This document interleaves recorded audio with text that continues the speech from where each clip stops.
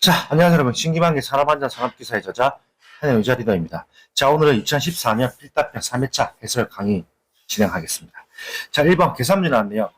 공기 중에서 이산화탄소의 폭발 한계가 1.2 볼륨 퍼센트, 상한계가 44 볼륨 퍼센트라면 위험도는 얼마인가? 라고 하는데, 자, 위험도는요, 폭발 한계 분의 폭발 상한계 마이너스 폭발 한계입니다. 폭발하고 짧게 쓸게요. 그렇기 때문에 식은 간단하죠. 이산화탄소의 폭발 한계 1.2라고 했죠. 1.2분의 상한계 44죠. 그럼 44.0 마이너스 1.2를 푸시면 돼요. 그럼 답이 뭐다? 35.67이 나옵니다. 간단합니다. 다만 중요한 거는 단위 없습니다. 중요. 자, 넘어가겠습니다. 자, 2번. 휴대용 목재 가공용 둥근 톱의 방호장치인 가공 덮개의 구조 조건 3가지를 작성하시오라고 나왔습니다. 자, 답 한번 보시죠. 자, 1번. 휴대용 둥근 톱 가공 덮개와 톱날 노출각은 45도 이내일 것. 중요하겠네요. 이내라는 말이 중요하겠네요. 2번. 절단 작업이 완료되었을 때 자동적으로 원위치로 되돌아오는 구조일 것. 3번. 이동 범위를 임의의 위치로 고정할 수 없을 것. 4번. 휴대용 둥근 톱 덮개의 지지부는 덮개를 지지하기 위한 충분한 강도를 가질 것. 당연한 말이겠네요. 5번. 휴대용 둥근 톱 덮개의 지지부에 볼트 및 이동 덮개가 자동적으로 되돌아오는 기계의 스프링 고정 볼트는 이완 방지 장치가 설치되어 있는 것일 것이라고 정리하시면 되겠습니다. 이 문제도 역시나 작업형에 자주 나왔는데 작업형에 출제된 적은 있습니다. 작업형 출제 정리해 놓으시는 게 좋을 것 같아요. 자주는 나오진 않았던 문제예요. 자, 넘어가겠습니다. 자, 3번. 산업재해의 통계적인 분석 방법 4가지를 줬고 내용을 작성하시오라고 나왔습니다. 자, 보시죠. 자, 1번. 파레토도는 자, 표시를 해보죠. 사고의 유형, 기인물 등 항목값이 큰 순서대로 정의한다. 이게 포인트고요. 특성 요인도 특성 제외 요인을 어골상으로 할 때는 특성 요인도 어골상으로 세분화하여 나타낸다. 그 크로스 분석, 크로스죠. 뭔가 이어지겠네요. 2개 이상의 문제관계를 분석하여 사용한다. 그 마지막 관리도는요. 재해 발생 건수의 대략적인 추이를 파악하여 사용한다라고 정리하시면 되겠습니다. 이 문제도 자주 나오는 문제니까 필답에서도 간혹 나옵니다. 그렇기 때문에 이 문제도 잘 정리해 주시면 되겠습니다. 파레토도, 특성 요인도, 크로스 분석, 관리도 이렇게 4가지 정리해 주시면 될 것 같아요. 자, 넘어가겠습니다. 자, 4번. 차량계 하역 운반기계 및 차량계 건설기계의 운전자가 운전 위치를 이탈하고자 할 때 준수해야 할 사항 2가지를 작성하시고, 저도 역시나 차량 하역 운반기계 이 부분에 대해서 제가 작업자들하고도 많이 싸우고 기사분들하고도 많이 싸웁니다. 자, 보시죠. 암기법은 일단 먼저 포기운이고요. 자, 1번. 포크, 버킷, 디퍼 등의 장치를 가장 낮은 위치 또는 지면에 내려놓고 당연히 내려놔야죠. 올려놓은 상태에서 자 보면은 지게차가 있다고 해볼게요. 자, 지게차에 포크가 이렇게 있어요. 자, 지게차에 포크가 쭉 길게 발이 나와 있는데 이게 지금 상부에 떠 있어요. 떠 있는 상태에서 만약에 이게 움직였다. 혹은 이렇게 움직였다. 그럼 어떻게 앞에 사람이 있으면 떠 있는 상태 그대로 가다가 뭐 사람이랑 접촉하겠죠. 그럼 충돌 사고가 나는 거죠. 그러면 지게차에 부딪히면 큰 사고가 나는 거죠. 저희 현장은 아닌데 제가 선배가 계신 인근 현장에서 지게차에 여대생이 깔려서 숨졌던 사건이 있습니다. 그때도 역시나 좀 포크가 좀 올라가 있어서 그때 좀 안타까운 사건이었는데 진짜 아무렇지 않게 생각했던 부분이 막상 이루어지면 그건 정말 큰 사고로 이어진다는 걸 알고 계시면 될 것 같아요. 자, 2번. 기계를 정지시키고 브레이크를 확실히 거는 갑작스러운 주행이나 이탈을 방지하기 위한 조치라고. 당연한 거죠. 갑작스러운 주행 이탈.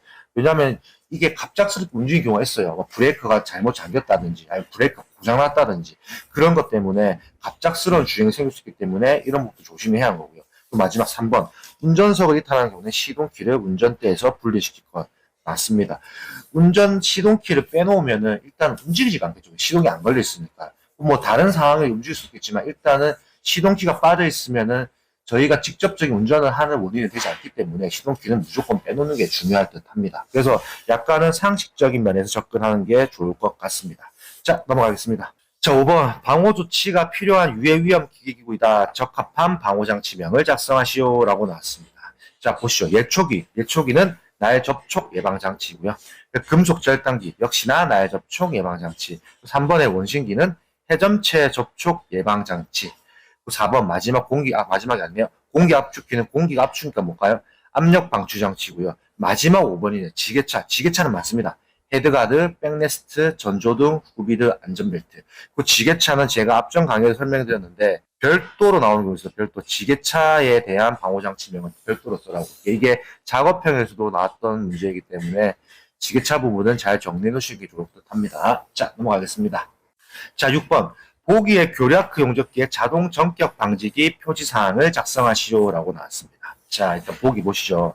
SP3A. 자, 보시죠. 자, SP를 물어봤죠. 자, SP는 뭐다? 외장형이 되는 거고요. 3A는 요건 두 가지로 나뉩니다. 3은 출력 측의 전격 전류 300A를 표시한 거고요. 그 A는 뭐다? 용접기에 내장되어 있는 콘덴서의 유무에 관계없이 사용할 수 있다고 표시를 한 겁니다. 그렇기 때문에 3P나 3A에 대해서 잘 정리해 놓으시면 되겠습니다. 자, 넘어가겠습니다. 자, 8번. 설명에 해당하는 보호구의 용어를 작성하시오라고 나왔습니다. 자, 1번. 유기화학물용 보호복에서 화학물질이 보호복의 재료의 외부 표면에 접촉된 후 내부로 확산하여 내부 표면으로 탈착되는 현상을 말한다. 이건 뭘까요? 투과라고 합니다. 투과. 2번. 방독 마스크에 대응하는 가스에 대하여 정화통 내부의 흡착제가 포화 상태가 되어 흡착 능력을 상실한 상태를 말한다. 이건 뭐다? 파과라고 합니다. 투과랑 파과의 차이는 잘 정리해 놓으세요. 왜? 이게 한 번씩 단답으로 나오는 경우가 있기 때문에 그렇습니다. 자, 넘어가겠습니다. 자, 9번. 다음 표의 값을 참고하여 열 압박 지수, 작업 지속 시간, 휴식 시간을 계산하시오라고 나왔는데, 해당 문제는 한번 보시죠. 일단 제외가 되었습니다. 그리고 2014년 이후로 미출제입니다. 그 말은 즉슨 10년이 넘는 동안 10년간 안 나왔다는 거겠죠. 이 문제는 굳이 모르셔도 됩니다. 또 휴식 시간에 관련된 내용이기 때문에 이 문제는 나오기가 힘듭니다. 자, 넘어가겠습니다. 자, 10번. 고정 가드와 인트로 가드를 설명하시오. 이것도 간혹 나오는 문제네요. 자, 보시면 1번 고정 가드. 기계 운동 부분, 즉 위험점이죠. 기계 운동 부분에 신체가 접촉하는 것을 방지하는 목적으로 기구의 계구부에 고정하여 설치하는 가드다라고 생각하시면 되고, 자, 연동 가드, 즉 인트로 가드입니다. 인트로에 대한 부분에 인트로 장치도 있거든요. 이거는 역시나 제가 좀 체크를 해드리면 인트로에 대한 부분은 작업형에도 자주 나옵니다. 작업형에 뭐 사출 성형기라든지 프레스기 이런 데는 인트로 가드에 대한 부분이 많이 나오거든요. 인트로 가드랑 인트로 장치에 대해서는 잘 알고 계셔야 돼요. 자, 보시면 연동 가드, 즉 인트로 가드는 기계 작동 중 가드가 개폐되는 경우 기계가 정지하는 가드이다. 인트로 시스템이랑 똑같네요. 센서 같은 개념으로 생각하시면 될 것 같아요. 자, 넘어가겠습니다. 자, 12번. 와이어로프의 사용금지사항 4가지를 작성하시오라고 나왔는데, 참 이거 자주 나옵니다. 자주 출제되고, 또 여기서 상반되는 문제가 하나 더 있죠. 달기체인 사용금지 조건도 있습니다. 이것도 역시나 책의 교재에 아래 위로 해서 집필이 됐기 때문에 그런 문제를 비교해 가시면서 정리하시는 게 제가 가장 중요한 포인트 같습니다. 자, 보시면 와이어로프 꼬인 것 2번 이음매가 있는 것 심하게 변형되거나 부식된 것 당연한 거겠죠. 4번도 마찬가지입니다. 열 또는 전기 충격에 손상된 것. 뭔가 손상된 거 쓰면 안 되겠죠. 여기 중요한 5, 6번 지름의 감소가 공칭 지름의 몇 프로? 7%를 초과한 것. 요 문제는 공칭 지름에 대한 문제는 이어져서 계산 문제에서 이어 나오는 것도 있습니다. 6번 와이어로프의 한 꼬임에서 끊어진 소순의 수가 10% 이상인 겁니다. 중요한 거는 7% 초과 10% 이상 이 부분에 대한 거 헷갈리지 않게 잘 정리해 놓으시면 되겠습니다. 그리고 추가적으로 말씀드리지만 달기체인 사용 금지 조건도 잘 정리해 놓으셔야 합니다. 자, 넘어가겠습니다. 자, 12번 작업장 주변 기계 및 벽의 반사율은 80%, 작업장의 안전표지판의 반사율은 20%이다. 기계 및 벽과 안전표지의 대비를 계산하시오라고 했습니다. 이 문제도 자주 나왔던 문제죠. 자, 보시면 대비는 배경 반사율 분의 배경 반사율 마이너스 표적 물체 반사율 곱하기 100입니다. 곱하기 100. 100이 빠졌네요.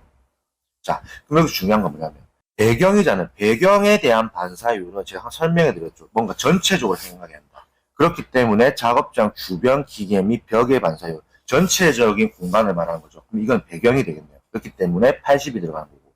역시나 위에도 마찬가지 배경 반사율이기 때문에 80이 되는 거고. 마이너스 20은 뭐냐? 표적 물체. 작업장 안전 표지판이라고 표적이 되어 있잖아요. 이게 안전 표지판에 표적이 되잖아요. 그렇기 때문에 마이너스 20이 되는 거고, 그 곱하기 100 했을 때 75%가 나오는 겁니다. 이건 간단한 문제거든요. 다만 이 식에 대해서 알고 있으면 금방 풀 수 있는 문제입니다. 자, 13번. 다음 설명에 해당하는 재해 발생 형태를 구분하여 작성하시오라고 나왔습니다. 자, 보기 보시죠. 1번. 재해자가 구조물 상부에서 넘어짐으로 인하여 사람이 떨어져 두개골 골절이 발생한 경우, 자, 이럴 때 경우에서는 재해 발생 형태는 이거는 떨어짐입니다. 떨어짐, 추락 아닙니다. 자, 2번. 재해자가 넘어짐 또는 떨어짐으로 인해 물에 빠져 익사한 경우. 자, 해당 답안은 이번 바뀌었습니다. 자, 답안 보시죠. 자, 답안은 빠짐 M 익사입니다.